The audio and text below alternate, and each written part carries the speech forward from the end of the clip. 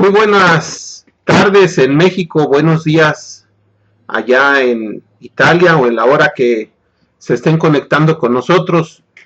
Agradezco principalmente al maestro Antonio Flori, quien me invitó a dar esta charla de nuestra madre, la Morenita del Tepeyac, indicándome pues las condiciones en las cuales se encuentra la Universidad Sapienza en estos momentos, que espero que salgan rápidamente de esta situación. Y vamos a mencionar la inquietud, ¿por qué? Me decía el maestro, ¿por qué la Virgen de Guadalupe llama tanto la atención? Quiero aclarar muy bien que aquí no vamos a dialogar acerca o a demostrar la historicidad del hecho guadalupano o de las apariciones desde el punto de vista católico de la Virgen de Guadalupe. No lo vamos a discutir, simple vamos a discutir el marco más cercano de referencia al hecho o al acontecimiento guadalupano, que es un escrito de unos indígenas conversos al cristianismo, que es el señor Miguel Valeriano. Él redactó, pasó a ser notario del arzobispado en ese tiempo, cuando fue converso. Estamos hablando de 1531, ¿sí? Bien. 1532, perdón, porque el acontecimiento guadalupano fue en 1531. Bien. Vamos a iniciar al respecto. Quiero mencionar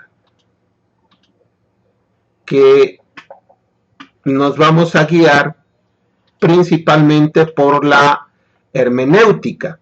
La hermenéutica, como ustedes saben, es una ciencia de interpretación, es un método interpretativo en el cual tenemos un sustento para ello.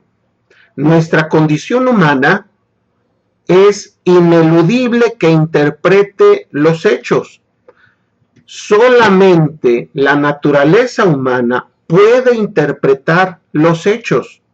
Los animales, las plantas, el mineral no puede hacer conjeturas acerca de los hechos que están pasando o de los que pueden pasar.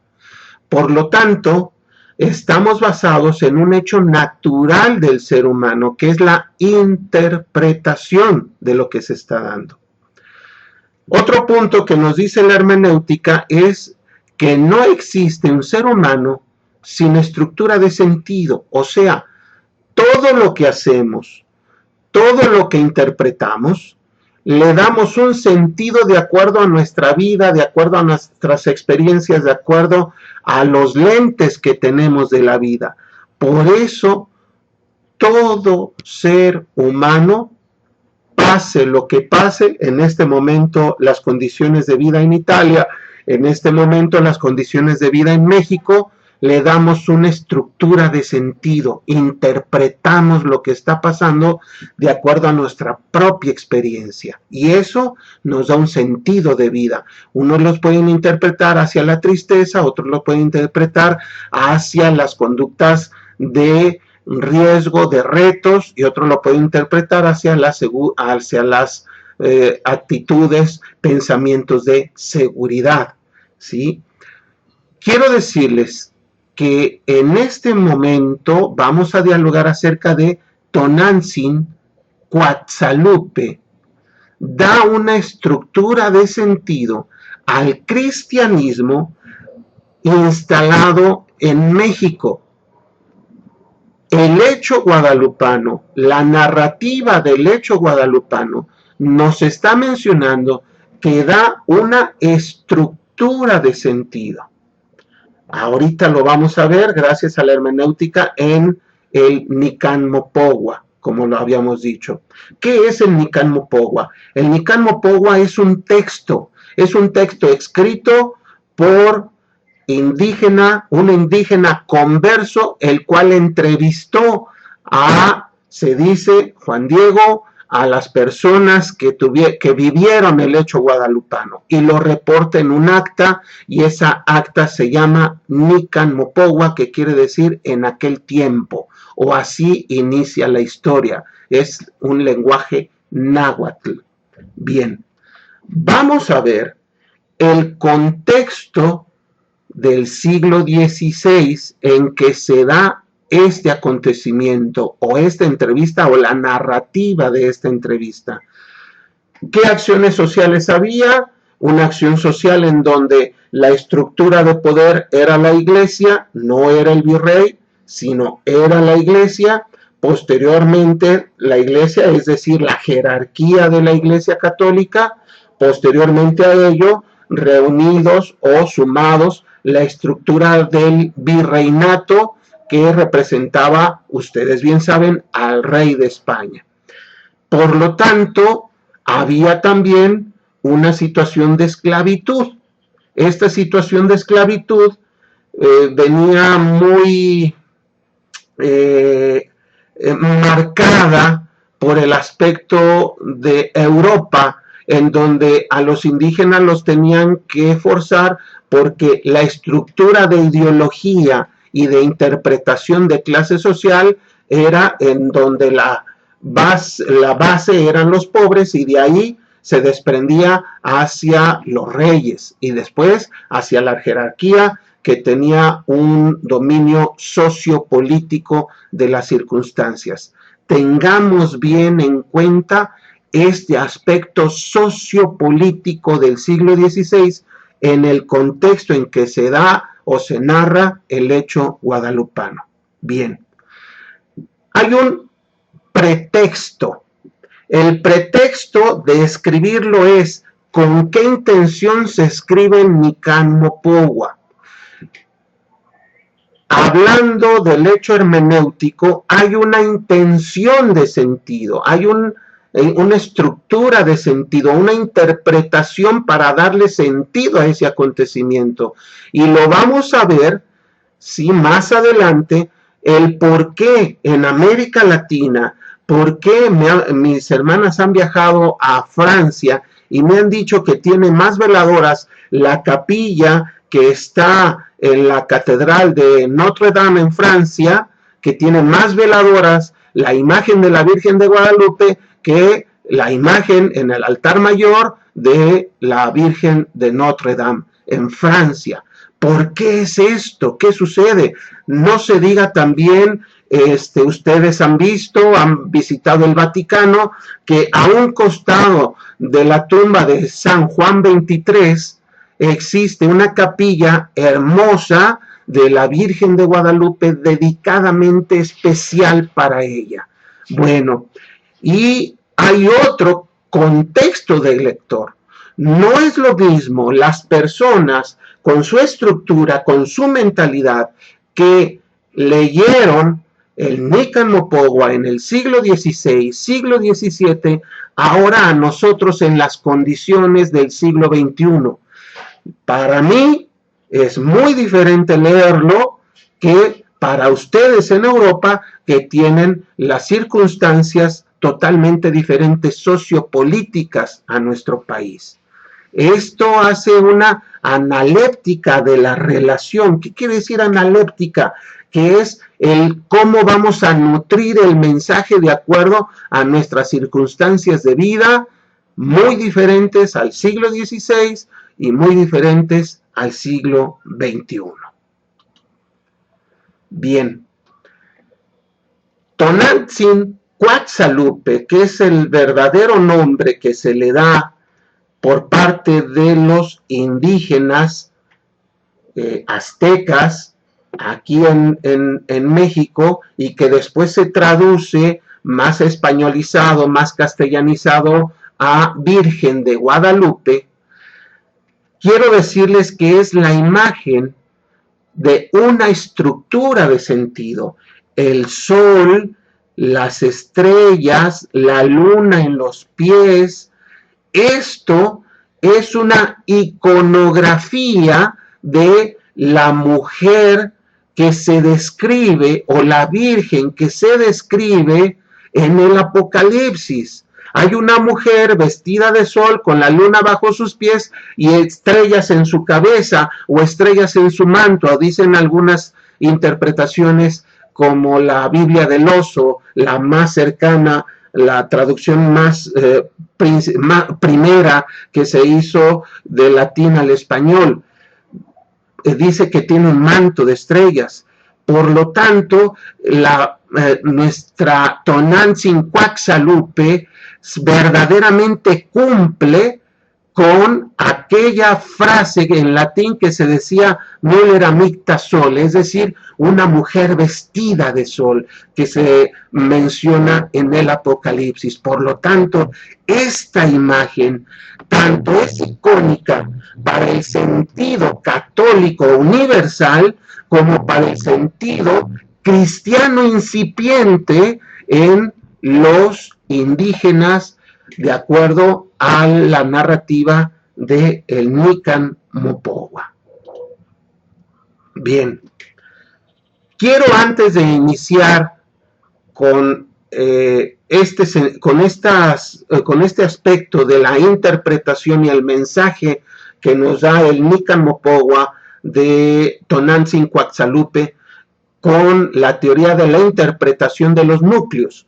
¿Qué quiere decir esto? Ustedes ya lo saben, simplemente vamos a repasarlos. Recordemos que hay 4 aspectos en cuanto a la visión del cosmos y de la vida, 4 formas de interpretar que se han regado por el mundo, que se han esparcido por el mundo, que el primero, el más antiguo, es el mongólico, en donde la concepción es la integralidad de la realidad. Ustedes recuerdan que la interpretación mongólica, es decir, la interpretación del mundo a través de la visión y de la interpretación del mundo mongólico, es decir, de los asiáticos, decía que todo, y desde antes, que todo pertenece a una unidad. ¿Sí? Acuérdense del efecto mariposa, que si matamos o movemos una mariposa o movemos este dedo, está repercutiendo totalmente en China. ¿Sí? Del lado opuesto del mundo, yo que estoy en América, ¿correcto? No se diga, y una interpretación ahorita con lo del coronavirus, pues efectivamente empezó en China y está repercutiendo en América. ¿Esto qué quiere decir?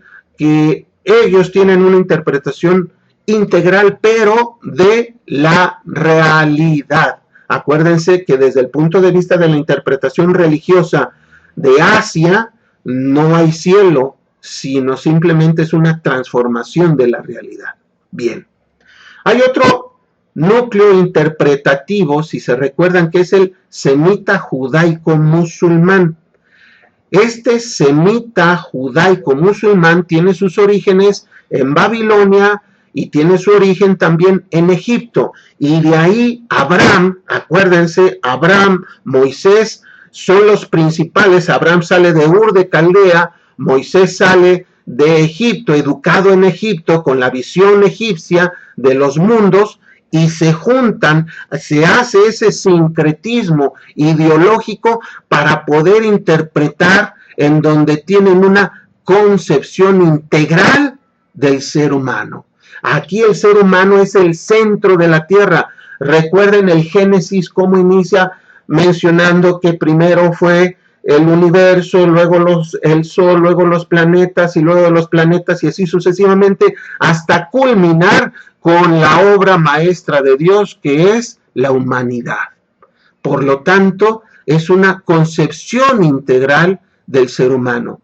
Y bajo este sentido, viene a repercutir como un antecedente principal Yeshua ben José.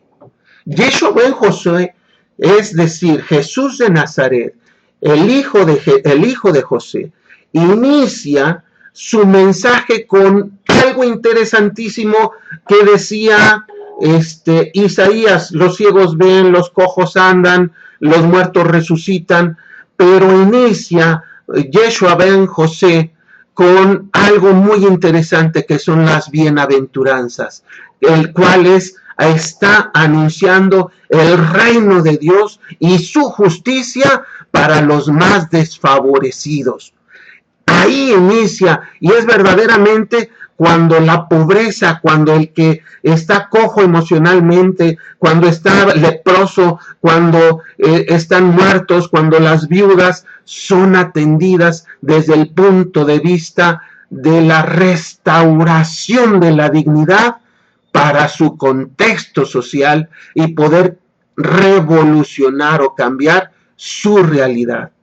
Este es el sentido hermenéutico del mensaje de Yeshua ben José con el reino de Dios y su justicia, que inicia con el pregón de las bienaventuranzas. Pero hay otro punto importante, me quiero parar y resaltar en otra persona que viene a repercutir muy fuerte en el aspecto de la interpretación del ser humano, que es Pablo. Pablo de Tarso, en la región ahora moderna de Turquía, ustedes lo saben, no era cualquier judío, era primero, tomemos en cuenta, primero su contexto social, político, ciudadano romano. Segundo, Pablo fue educado en la mejor escuela de teología del momento de la zona de Turquía, que era la escuela de Gamaliel, es decir, el fariseo Gamaliel. Gamaliel fue maestro de Pablo y le inculcó la mejor teología judaica que se tenía en el momento. Acuérdense que Pablo entonces recibió una formación farisaica, es decir, la más estricta, la ortodoxia de la ley de Dios. Y otro punto importante, cuando Pablo es converso, recibe una perfecta, no recibe una perfecta interpretación, sino le da un claro sentido al mensaje de Yeshua ben José. ¿Por qué? Porque ve en él que el reino de Dios y su justicia efectivamente se realiza con la caridad hacia los hermanos.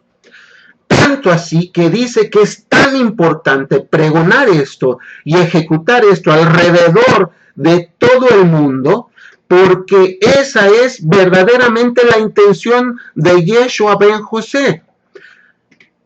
Los apóstoles, es decir, Pablo, Santiago, Juan, todos ellos, recuerden la preparación que tenían, no sabían leer, la mayoría no sabía escribir, eran muy buenas personas, muy inteligentes, pero no tenían una formación académica judaica, no tenían una formación teológica judaica, solamente seguían las tradiciones.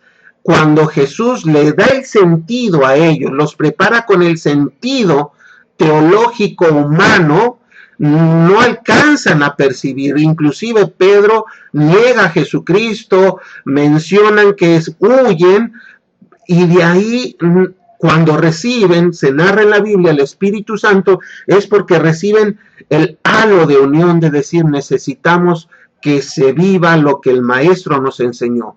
Y cuando Pablo llega, una persona erudita le dice y menciona sin afán de presunción, yo he predicado más que Pedro, yo he predicado más que Pedro, que Santiago y Juan. Esto decía Pablo. ¿Por qué? Porque precisamente Pablo es el que modifica la estructura judaica en el primer concilio, si se puede llamar así, de Jerusalén, en donde Pablo se presentó y dijo, es que no es necesario que se sigan las leyes rituales judaicas para los conversos que no han nacido bajo el pueblo de Abraham, ¿sí? En el cual la circuncisión no es necesaria. Cuando Pablo y Santiago se levantan y dicen, es verdad, el pueblo de Dios, el reino de Dios es para todos, es ahí donde verdaderamente incrusta un cambio esencial entre el cristianismo judaico y el cristianismo de Pablo, si se puede decir. Aunque Pablo dice, yo no soy de Pablo, yo no soy de Pedro, yo no soy de Juan en alguna de sus cartas, soy de Cristo Jesús.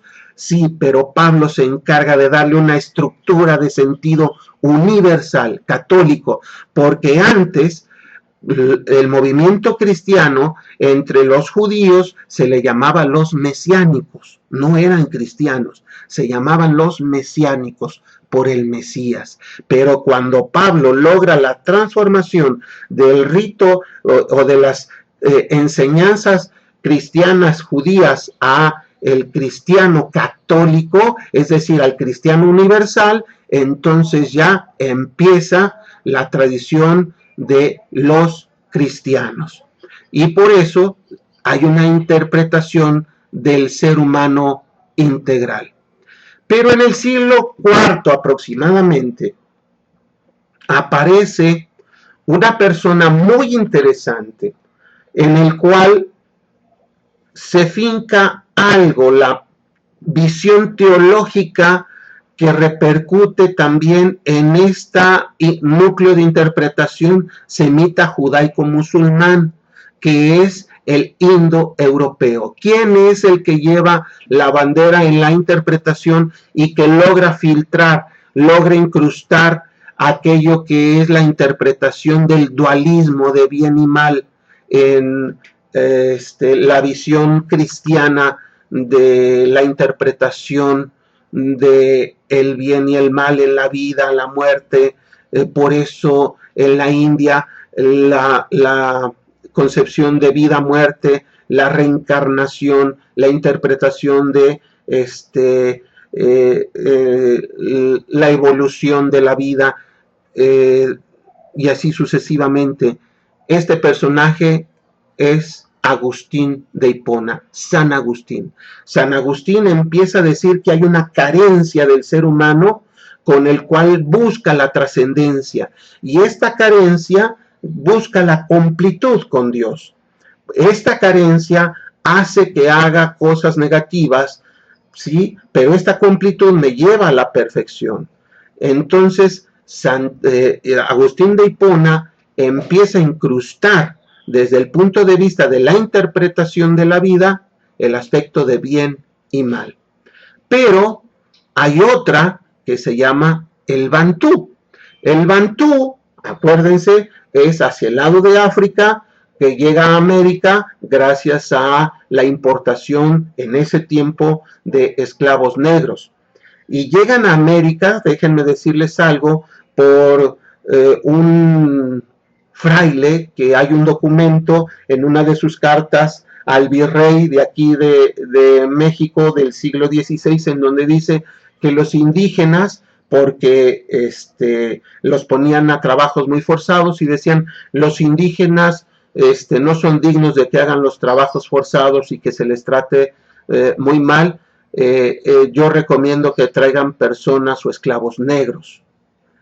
Esa era la concepción social y política de aquellos tiempos, ¿sí? Bien, hasta aquí entonces recordemos que hay los 4 puntos o núcleos de interpretación. ¿Por qué doy esto? Es un panorama, es un telón para poder revelar lo que vamos a ver enseguida. Bien. Los núcleos éticos míticos de interpretación, los que vimos anteriormente, ¿sí? Se da algo interesante. Pablo hace una recreación religiosa cultural para toda la zona asiática y europea en aquel momento, ¿sí? Bien, pues quiero decirles que un grupo de sabios indígenas, en realidad está documentado que escribieron el Nican Mopohua, y que solamente Valeriano, quien aparece en actas, lo redactó, lo hizo el compendio de esto. Y quiero hacer la similitud. Imagínense, Pablo, esta acción que realizó fue en el siglo I. ¿Sí? El Nican Mopogua, el hecho narrado del Nican Mopogua es del siglo XVI. ¿Sí? Bien. Pablo es un converso. Quien escribe esto es un grupo de sabios indígenas redactado por un indígena converso, ¿sí?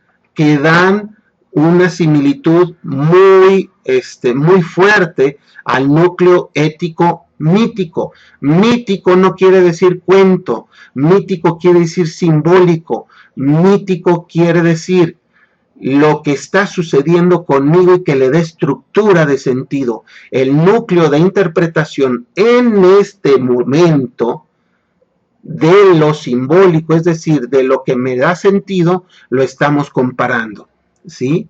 Y por lo tanto, Pablo traduce el cristianismo palestino al cristianismo griego con toda su filosofía. Pues bien, el hecho guadalupano que nos narran en el hecho guadalupano, es decir, en el Nican Mopogua, traduce el cristianismo indoeuropeo, porque no es netamente semita y judaico, indoeuropeo, lo traduce a un cristianismo indígena filosófico. El hecho guadalupano se dieron cuenta los sabios indígenas que era el momento de una verdadera traducción e interpretación hacia el pueblo, no hacia las estructuras de poder. Y aquí yo pregunto, ¿entonces habría sincretismo en el año de 1556? ¿El año en el cual se escribió el Nican Mopogua? Bueno, sería algo interesante. Bien. Tonantzin Cuatzalupe.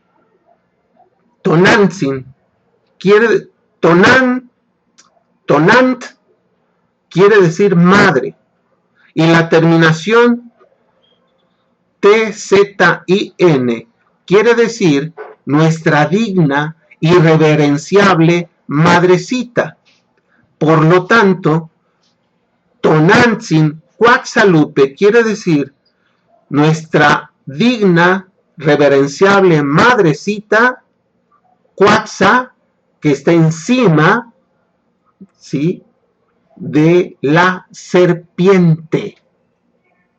Y vean el enorme mensaje también que está enviando desde el diálogo de la palabra a el pueblo indígena, que le está diciendo que es la madre que aplasta la serpiente. Y acuérdense que una de las mayores representaciones de las deidades en cuanto al pueblo indígena era Quetzalcóatl, es decir, la serpiente emplumada. Pues esta mujer pisa a esa serpiente que era la máxima representación de un principio divino. Bien, los frailes no lo crean. Hay una teoría en la cual dicen que los frailes crearon el hecho guadalupano para la dominación del pueblo indígena. Quiero mencionar que los frailes no lo crean porque en cartas de Bernardino de Sahagún, con copia al virrey y directamente al Papa y al rey de España, están diciendo que la quiten, que porque está haciendo un signo de adoración y que la adoración solamente es hacia Dios. Recordemos también en la narrativa de otros hechos históricos como el de Pedro López Antonio, ¿sí?, un fraile que también hay actas escritas en el Archivo de México menciona que Fray Juan de Zumárraga tuvo en su poder la imagen y la conservó para evitar precisamente signos de adoración, pero que los indígenas llegaban y le tocaban al arzobispado, imagínense, llegaban y tocaban al poder en ese momento, al máximo poder, y que se manifestaban para querer ver a su digna y reverenciable madrecita, a Tonantzin Cuaxalupe. Bien, pues, ¿por qué lo buscaban tanto los indígenas? Bien, para el mundo indígena es este hecho guadalupano un sinónimo de reivindicación. ¿Por qué no con otras imágenes?, se preguntaba Bernardino de Sahagún. ¿Por qué no con otras imágenes?, también decía Fray Juan de Zumárraga. Y solamente es con Tonantzin Cuaxalupe. Bueno, porque precisamente el Nican Mopogua da sentido a el hecho guadalupano y reivindica la dignidad del pueblo indígena. Quiero que tomen en cuenta este punto. ¿Qué le da sentido al pueblo indígena? Primero, le da sentido al pueblo indígena un templo. El templo o un lugar sagrado. La historia de los pueblos indígenas mencionan que cuando había guerra no peleaban por capturar a los principales, es decir, a los reyes, a los jefes, sino peleaban y aunque viviera el rey, pero capturaban lo más sagrado de ese pueblo, entonces las flechas, los escudos se caían, se rendían y se arrodillaban los perdedores. Bien, cuando llega Tonantzin Cuaxalupe y pide, quiero que me construyan un templo, porque anteriormente en el cerro del Tepeyacac, es decir, el cerro del Tepeyac, anteriormente en la época prehispánica, era el centro de adoración de la madre del dios, era Tonantzin. Ahí se adoraba a la madre de Dios. Por lo tanto, cuando pide Tonantzin Cuaxalupe que se le construya un templo es porque les está diciendo, hey, despierten, quiero que encuentren un sentido, que lata el corazón. Y Tepeyacac quiere decir el corazón del pueblo. Imagínense cuando escuchan los demás el mensaje que está escrito en el Nican Mopogua que le dice Tonantzin Cuaxalupe, quiero que se me construya una casita en el corazón del pueblo. Por eso la buscan desde un principio. Segundo, la imagen. La imagen está precedida de algo muy interesante. Hay una narrativa en donde se explica la creación del mundo, la creación del ser humano,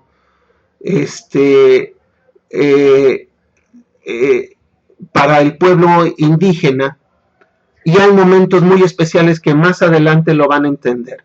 Pero para el pueblo, una imagen representaba no un ídolo, sino la identificación de que en ese lugar era sagrado y ahí se encontraba precisamente aquel principio divino, ¿sí?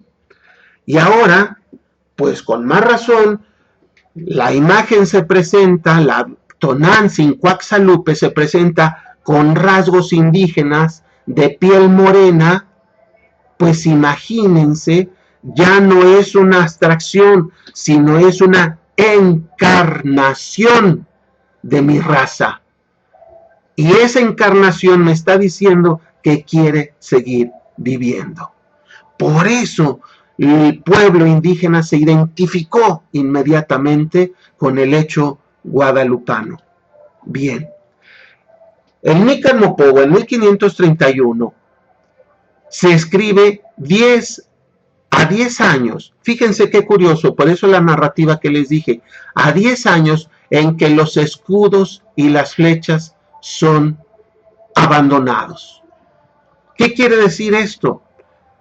El mensaje, la hermenéutica que está diciendo es a 10 años de cuando perdimos nuestra identidad, a 10 años de cuando perdimos lo más sagrado para nosotros, a 10 años de cuando dejamos de existir como pueblo. A 10 años se presenta Tonantzin Cuaxalupe.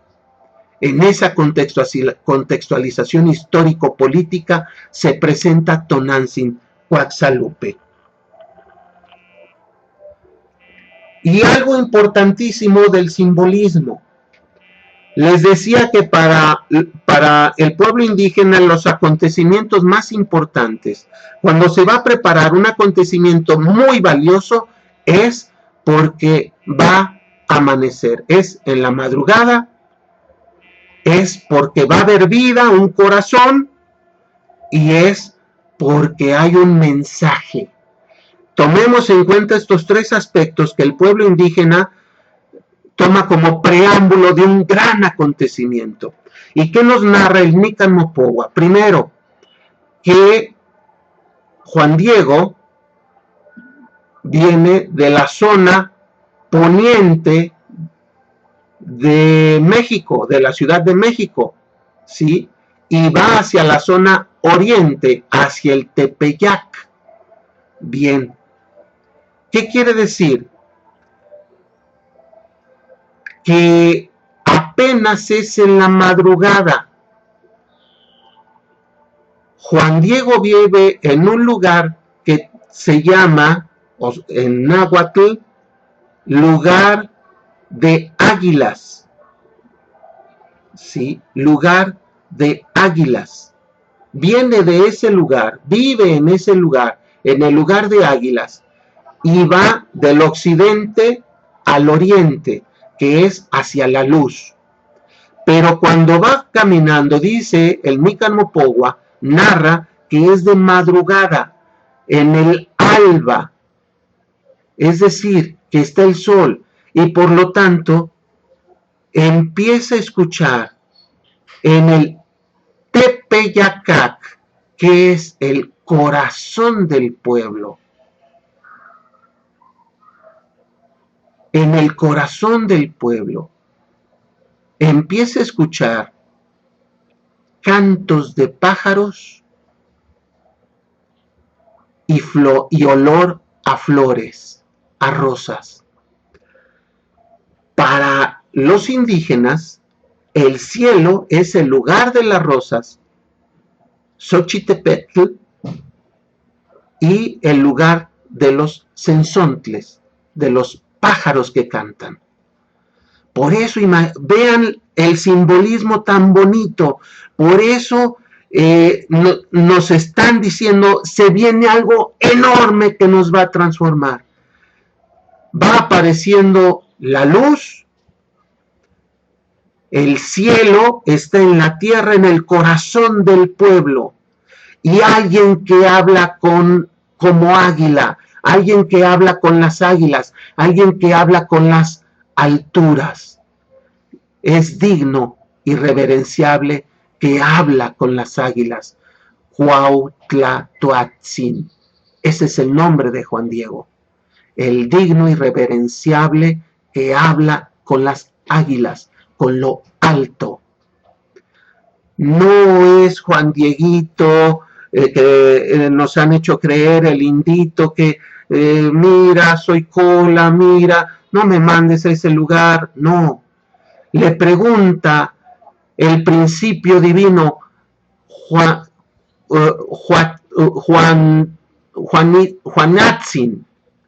Juanatzin. Le envía el nombre cristiano, pero le dice con terminación Tzin, digno y reverenciable Juanito. Y todavía le pregunta, ¿a dónde vas?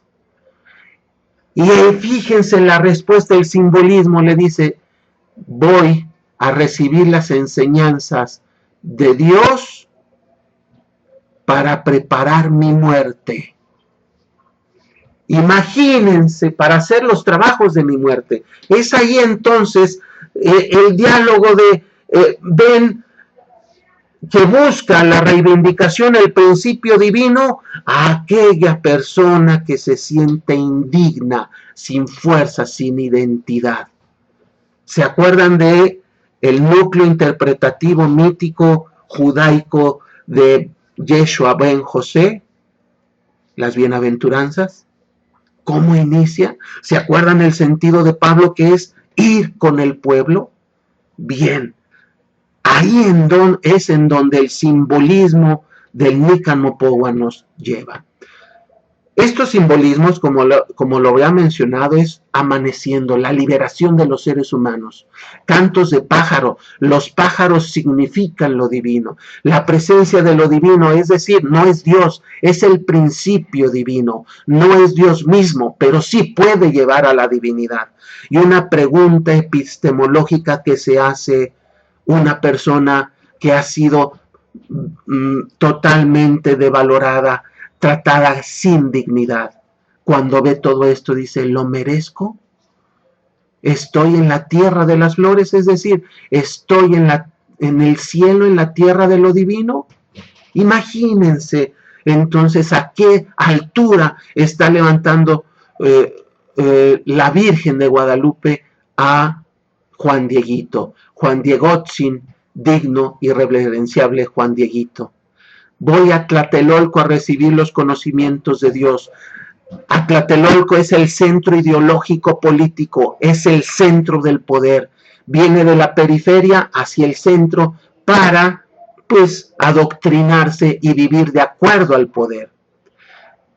Y le dice Cuaxalupe, le dice Tonantzin, deseo que en este lugar se me construya un templo. Allá no es. Aquí es donde doy al verdadero Dios. Es en este lugar, en el corazón del pueblo. Con el poder no, sino con el pueblo. De aquí se desprende la inteligencia de que no fueron los españoles los que crearon el hecho mítico de la Virgen de Guadalupe. Y no digo mítico por cuento, sino el hecho interpretativo. Fueron la interpretación de los indígenas.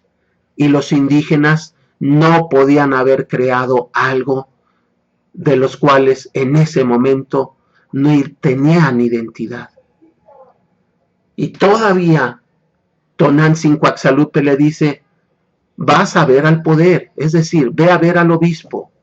Le cambia el rumbo de la vida. Ya no vas a recibir enseñanzas para tu muerte, sino vas a enfrentar al poder y le vas a decir que quiero un lugar en donde los quiero escuchar, porque aquí está mi corazón. Qué hermoso mensaje. Es decir, en esta estructura se está viendo un modelo de concientización. Date cuenta que todavía eres pueblo y Dios, el principio divino, está con ustedes. El principio divino vive todavía con el pueblo subyugado, con el pueblo de la periferia. Bien.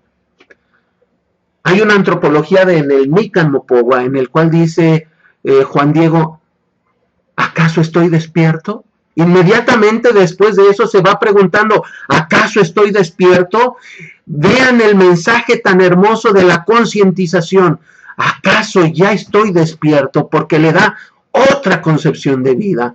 ¿Acaso ya estoy en Xochitlalpan o Cunacatlalpan? Es decir, en el lugar de los cantos de los pájaros, en el lugar de las flores, en el lugar de la vida. Pues sí, ya estás ahí, en el corazón del pueblo, en el cerro del Tepeyacac. Primer diálogo que dignifica y reivindica nuevamente al pueblo indígena con lo divino. Y además, igual que Yeshua ben José, igual que Pablo, trabaja con la ética, con la política de las víctimas.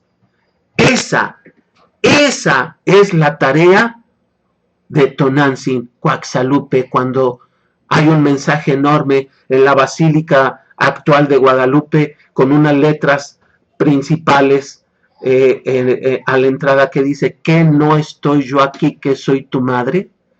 Si se dan cuenta, ese es el mensaje político, antropológico, de decir: te acompaño, te dignifico, te cobijo. Da un nuevo sentido al poder, de decir: el poder ya no es la estructura, ya no es pisar, ya no es el ordenar, ya no es dominar, sino es un poder de servicio y acompañamiento.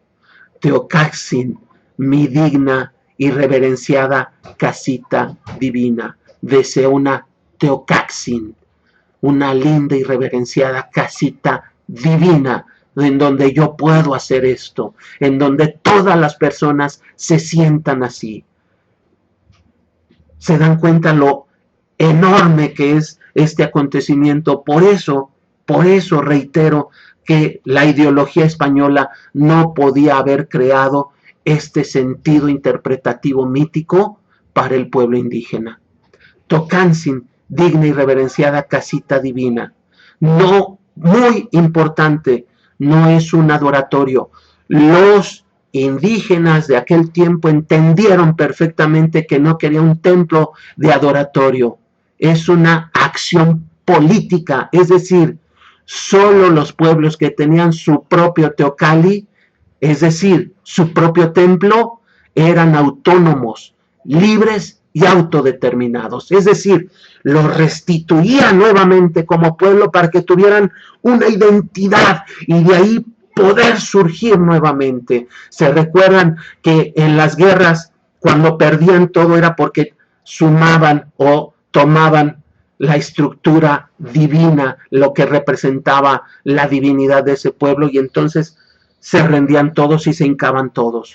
Pues aquí no, aquí les decía nuevamente: quiero que aquí se me funde una Teocatzin, una linda, reverenciable casita divina, para que tengan identidad. Quiero un pueblo libre, autónomo y autorresponsable. Ese es el mensaje que está escrito en el Nican Mopogua del hecho guadalupano. El mensaje sociopolítico del hecho guadalupano es que Juan Diego es el pueblo que lleva una buena noticia para todos. Es el aspecto de Pablo que empieza a mencionar que hay una redignificación, que ya no es el Dios del poder, sino es el Dios del servicio y es el principio divino. No es Dios mismo, sino es el principio divino que los lleva al poder. Es la ética política y social de la moralidad, de el encuentro antropológico bajo un principio divino, no bajo una estructura de poder. Y el principio divino, como les digo, sale a su encuentro. El Tepeyacac es el corazón del pueblo, donde se van a escuchar las penas, aliviar las enfermedades, aliada de nuestras causas y dar amor, en una relación de transformación dignificante. No trabajes para la muerte, sino para la vida. Tener alegría de vida. Y se recuerdan el mensaje mesiánico de Yeshua ben José, las bienaventuranzas, y se recuerdan la acción de Pablo que decía: ya esto, ya no es Pablo, sino es Cristo quien vive en mí, porque redignificaba al ser humano. Ya no es la ley judaica, ya es la ley de Cristo. Bien. El mensaje de Tonantzin Coatzalupe en el Nican Mopogua es principalmente 4 aspectos. La transformación de la realidad se da desde la periferia, con los abandonados, con los sin voz, con los pobres y desde los pobres. El siguiente principio es que hay un lugar que da verdad y sentido. No es el poder, el dominus, sino el poder diaconal, que es el servicio. Y esta transformación es una acción del pueblo, no de las instituciones. Por eso viene a reivindicar a la dignidad. Es decir, se encuentra en los movimientos de transformación social. Tonantzin-Coatzalupe a lo largo de la historia, principalmente en México, no es prioridad del catolicismo. Hay muchas personas que dicen y que entienden este mensaje: yo no soy católico, pero sí soy guadalupano. Y se muestra que en los movimientos sociales, desde los pobres, está presente Tonantzin-Coatzalupe, en la revolución, en la independencia, en los movimientos de migrantes, en los movimientos en donde se busca la reivindicación de las personas con los niños, con los más abandonados. Son movimientos en donde una imagen de Tonantzin-Coatzalupe va presidiendo esos trabajos. Y por lo tanto, quiero dar un mensaje. Tonantzin-Coatzalupe es el sentido en el cual encontramos un núcleo de interpretación para todos los acontecimientos que están sucediendo en el mundo de México, y no solamente de este país, sino de todo el universo. Pues hasta aquí mi participación. Espero haber dejado más dudas que respuestas, y en privado vamos a comentarlo. Muchas gracias, profesor. Muchachos, que tengan una excelente tarde, excelente noche o excelente día, dependiendo en dónde nos estamos viendo. Fuerte abrazo.